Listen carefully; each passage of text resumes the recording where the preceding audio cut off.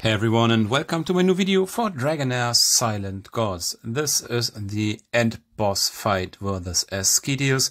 I will be explaining a little bit around the features he has, about the skills and what's happening.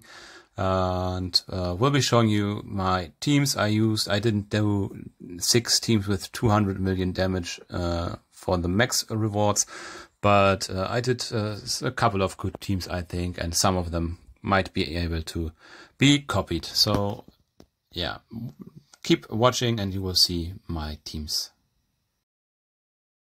Asclepius is located in San Ramalan and is the fire dragon form of the hero in a more obese way, a little bit bigger, tougher, and yeah, with a hard boss. He needs high accuracy to get debuffs on him, right at 320 plus, and if you want to resist his skills, 320 resistance as well.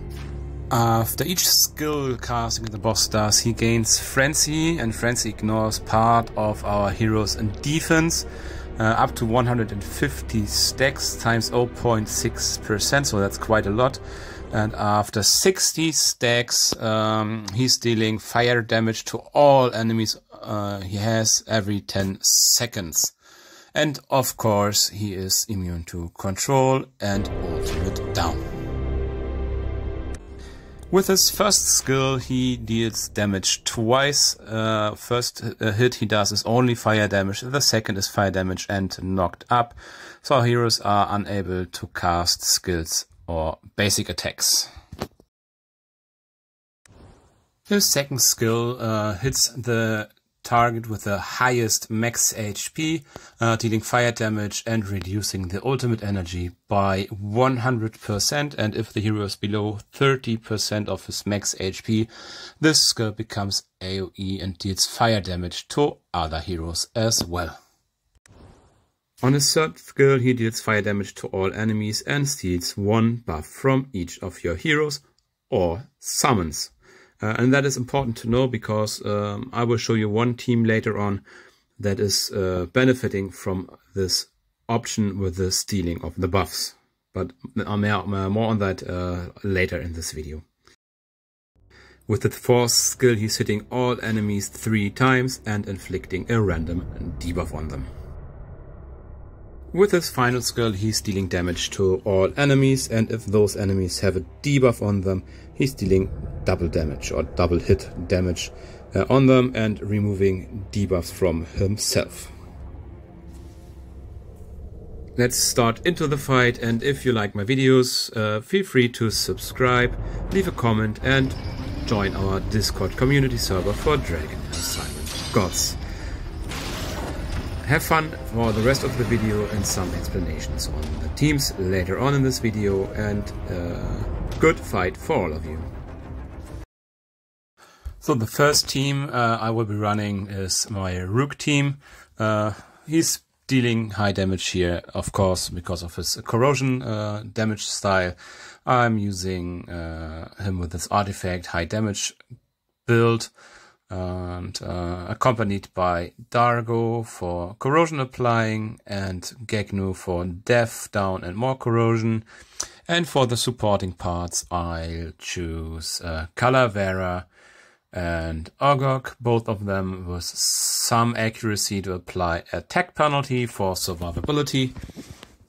And the healing, of course, the healing. I didn't set timers for those 2 heroes, and Ogok is having the pipe organ artifact for increasing Rook's damage even further. And yeah, this is doing pretty okay. The attack penalty is pretty important to survive. And yeah, enjoy the run later on, and good luck for your team building in the corrosion part. And oh yeah, I forgot, Calavera is using the Ancestors set to reduce damage on the damage dealers. Yeah, that's pretty important too, and she's the high hit hero. I could have done some resistance on her, but I skipped that part. because the damage is enough anyway.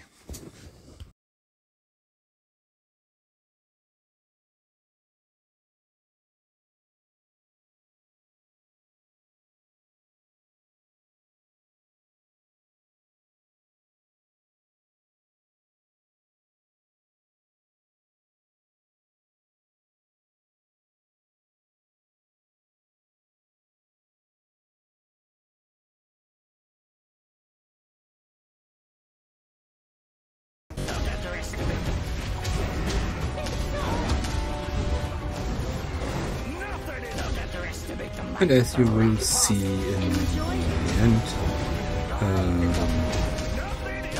Rook will be still be doing the most damage part here. The fight is going pretty easy, as you can see.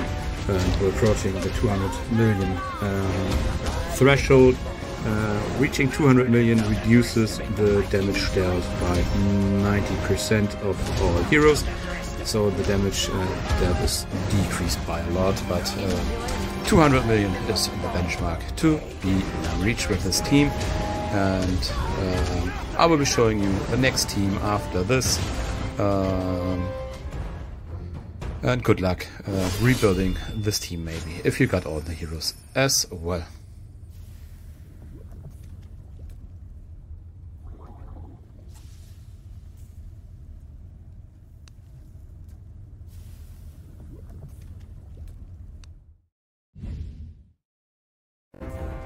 The next team I want to show you is a very special team, so shout out to the player that discovered this.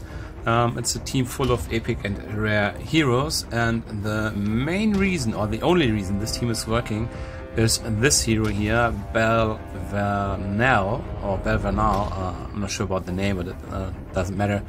It's an epic necrosis hero. A support hero that has a huge passive skill for this encounter, because the boss steals buffs and he steals healing. So with a 10% chance his healing gets converted to damage by 20% of the incoming healing. And so this team is stacked with heroes that have healing over time, hit recovery, and yeah, you will see how this is working later on.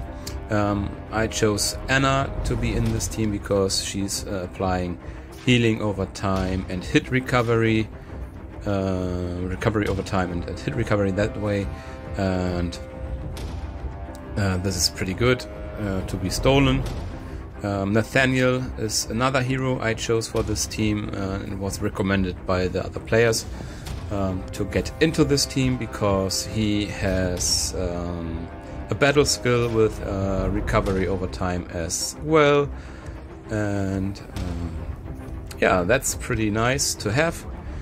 I chose Joyce to be in this team as well for his summons he does, Yola for some defense down with the Witch's artifact, and attack down with her skills. And you will see in the video, with one blow of healing and proccing of the passive of Belvernal, the boss is dealing around 300 million damage to himself.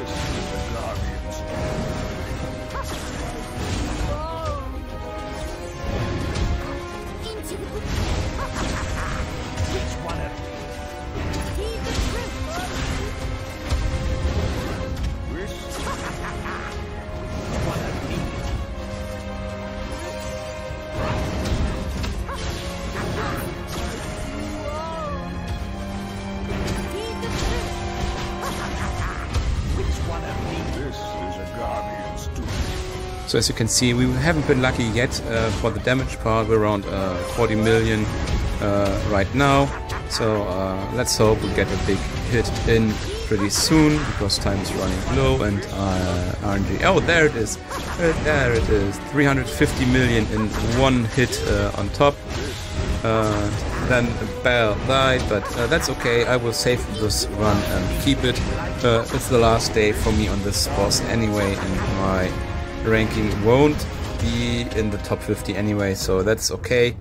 I take it. It can be better. It can be up to 500 million, but that's pretty dope.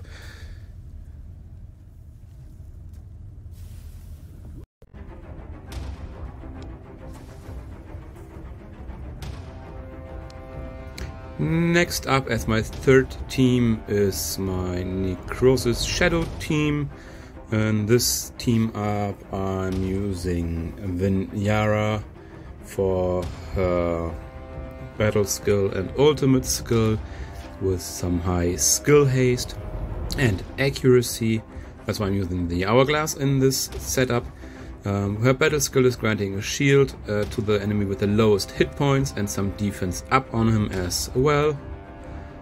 And that's quite nice. Her ultimate skill, on the other hand, is dealing attack penalty on the enemy for more survivability.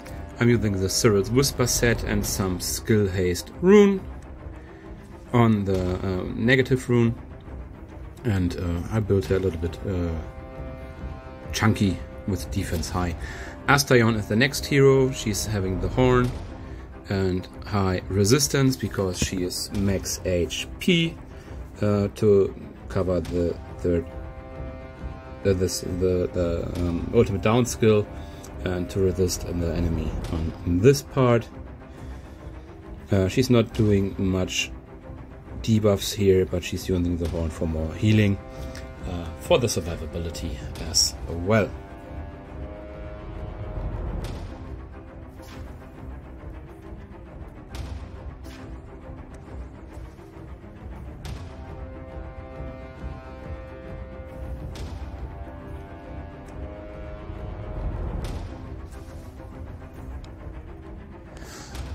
The third hero in this lineup is Toldi. He's getting high accuracy and the Witch's remains for dealing the defense penalty on the enemy. He's a high speed hero with his ultimate, so he has the speed set on for getting the defense down quite often. Next up is Daphne, high attack and pipe organ, because with her possession she's granting more attack to the possessed target, which will be Ozul, and the pipe organ is increasing the attack even further. And like I said, the fifth hero in this lineup will be Ozul. For the damage part, of course, with crit rate above 70 and the swamp artifact, high crit damage, and yeah, he's just blasting away on the enemy. This team could do more damage than I saved in this run. Is dealing around between 125 to 150, 160 million damage. With some optimization, it probably could go up to 180 to 190. But honestly, I was too lazy on this.